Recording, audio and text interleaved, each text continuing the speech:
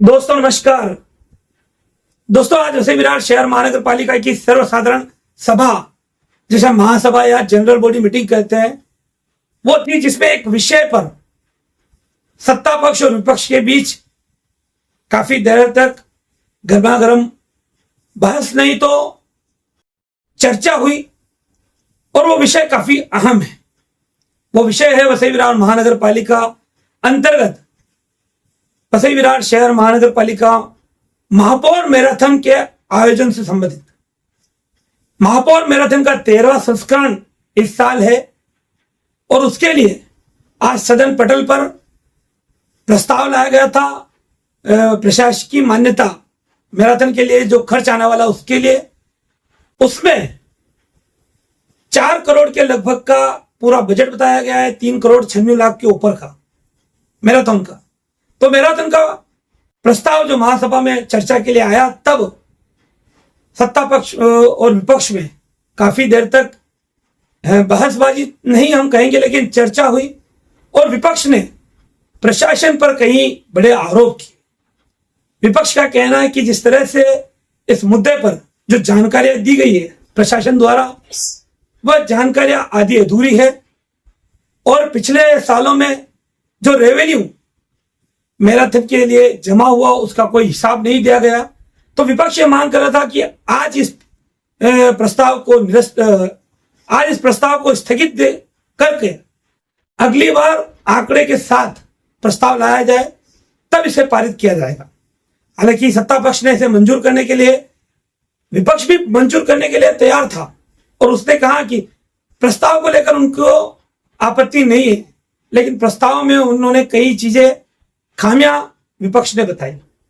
खासतौर पर विपक्ष ने जो पिछले साल जो खर्च हुए प्रशासकीय राज्य, विपक्ष ने जो विरोधी पक्ष नेता ने जो सदन में बात कही, उनका यह कहना है कि प्रशासकीय राजवट की कालावधि से पहले जिस मैराथन पर 2 करोड़ का खर्च आता था, उसी मैराथन पर अब खर्च बढ़कर 4 करोड़ तक चला गया, यानी कि लगभग डबल खर्च होने लगा है।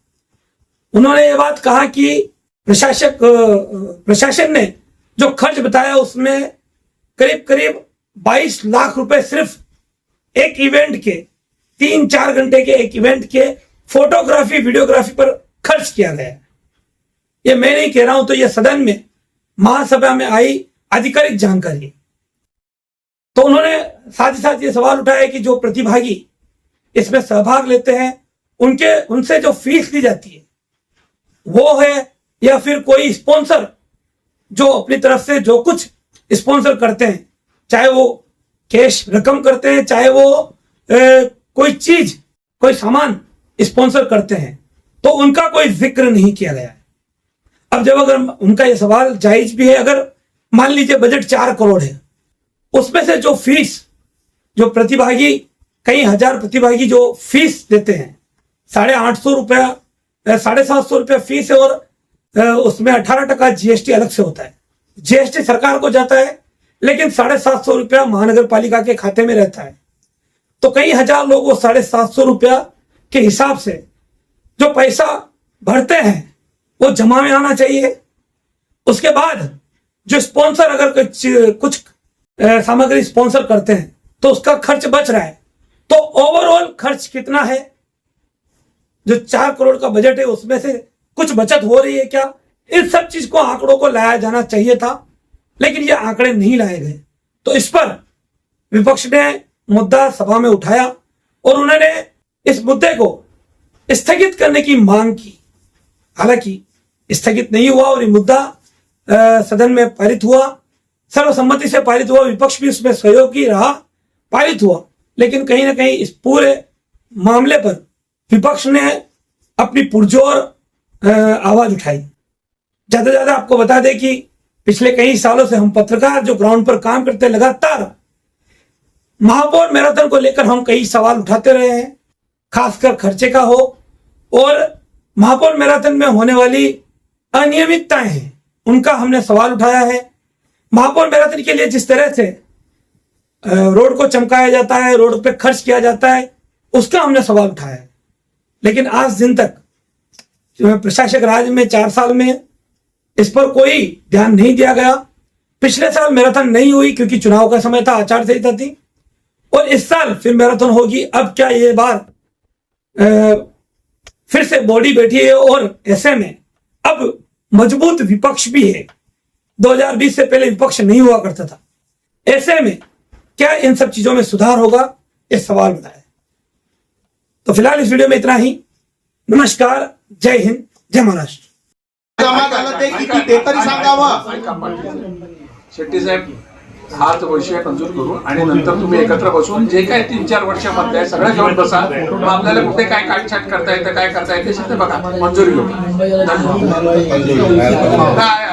सगळं त्याच्यात एक पैशाचं पण हे नाही, तुम्हाला डिटेल मिळेल। महापौरमध्ये मागील आढावा तर द्यावा प्रशासनाने, मागील आढावा देऊ आपण। महापौरमध्ये आपण मंडळ साहेब बसा तुम्ही आणि आपण आरामात बसा। पण महापौरमध्ये आधी तर आढावा त्यांना आकडेवारी तर देऊ दे महापौरमध्ये।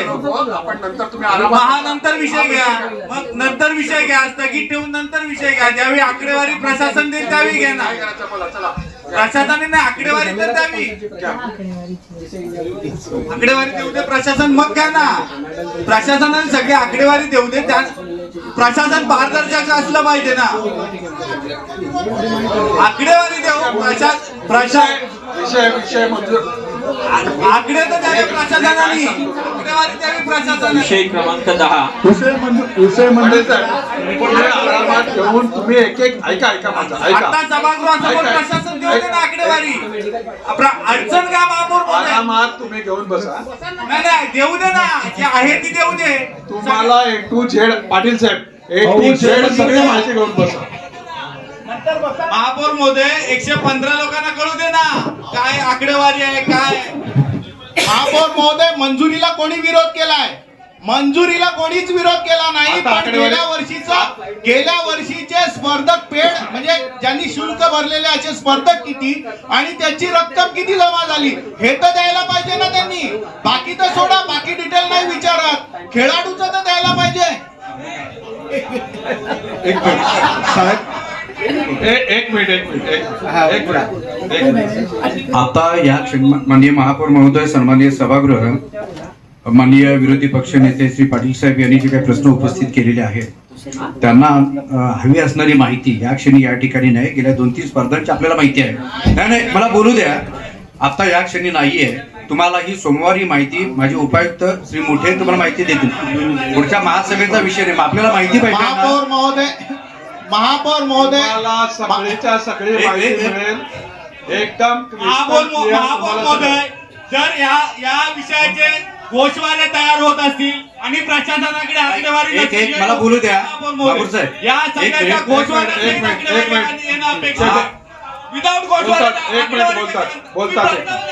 एक मिनिट बोलतात। हा जो विषय आहे रावसाहेब एक मिनिट हा जो मला बोलू द्या, माझं 2 मिनिट एक मिनिट महापौर महोदय, जर प्रशासन गोषवारा तयार करत असेल, त्यांच्याकडे आकडेवारी नसेल तर प्रशासन आणतं का असे विषय? परिपूर्ण विषय आणावे ना प्रशासनाने। नेहमी महापौर महोदय तुम्ही सांगणार परिपूर्ण विषय आणावा। शेट्टी साहेब एक मिनिट, हा विषय आहे। एक मिनिट मला बोलू दे। याच्यात कसं आहे, आज हा विषय ठरवायला मंजूर आहे। अनेक असे विषय असतात का त्याच्यामध्ये अचानक काहीतरी प्रश्न उपस्थित केले जातात आणि त्याच्यातनं प्रशासन जर माहिती लपवत असेल तर त्याच्यावरती माहितीसाठी आग्रह धरणं वेगळं आहे। पण प्रशासन जेव्हा सांगते का आम्ही तुम्हाला माहिती देतो आणि आता तुम्ही कुठचाही प्रश्न अचानक विचाराल त्याकडे ते पण तशा एक मिनिट, अरे पण मला बोलू तर द्या ना मला, ही पद्धत नाही। जेव्हा एखादा प्रश्न आपण मागतो, त्याचं उत्तर मागतो आणि जवळ त्या अधिकाऱ्याच्या जवळ जर नसेल आणि ते बोलत असतील का आम्ही तुम्हाला 2 दिवसात देतोय, तर त्याच्यावरती गदारोळ घालणं योग्य नाही। त्यांना तुम्हाला माहिती दिली जाणार आहे हे ते त्यांच्याकडनं बोलणं जाते ना, तर तुम्ही त्या माहितीसाठी तुम्हाला जर माहिती नाही दिली तर गदारोळ घालणं बरोबर आहे। पण माहिती जेव्हा समोरनं दिली जाते आणि प्रत्येक गोष्टीचं काय फाईल घेऊन अधिकारी तर तिकडे बसलेला नसतो, असं नाही होत। ठीक आहे महापौर महोदय 2 मिनिटं। विषय असा आहे की ही माहिती ज्या वेळेला हा प्रस्ताव आणला ना त्यावेळेला मी पहिल्यांदाच बोललो की तुम्ही खर्चाची बाजू सांगितली, याच्यामध्ये जे स्पॉन्सर आणि जमेची जी बाजू आहे याच्या संदर्भात काहीच बोलला नाहीत प्रशासन. मुळात ही काय माहिती काढण्याची गरज नाही. ज्या वेळेला तुम्ही हा प्रस्ताव बनवला त्यावेळेला ही सगळी माहिती उपलब्ध आहे ना, संचिका उपलब्ध आहे. आता तुम्ही जे काय सांगता, आणि मुळात महापौर महोदय आता का आम्ही मागतो, कारण ही माहिती सभागृहाला मिळते, ही पटलावरती येते, ही रेकॉर्ड होते. पुढची 25 वर्ष हा रेकॉर्ड राहणार आहे ना. तुम्ही वैयक्तिक मला पत्र पाठवलं, मी विरोधी पक्षनेता म्हणून असेल नसेल किंवा माझ्याकडून हरवली, कुणाला कळणार आहे? मी काय दुनियेला वाटत फिरणार की रेकॉर्डवर आणणार? त्यामुळे आपण ज्या वेळेला माहिती मागतो, आम्ही सभागृहात का मागतो? सभागृहात मागण्याचं कारण अदरवाईज आम्हाला मी आयुक्त साहेब किंवा उपायुक्त साहेबांना किंवा अतिरिक्त आयुक्तांकडे मागितली तर मिळेल, 2 दिवसांनी मिळेल, 4 दिवसांनी मिळेल, पण ती सभागृहाच्या पटलावरती यासाठी असायला पाहिजे की सभागृहाच्या पटलावर पण येईल, तुम्हाला मिळेल माहिती आणि सभागृहाच्या पटलावर पण येईल. विषय मंजूर. पुढचा विषय हमारे चैनल सैफ न्यूज लाइव पर अपने व्यापार और सेवा से संबंधित विज्ञापन प्रसारण हेतु दिए गए मोबाइल नंबर पर संपर्क करें.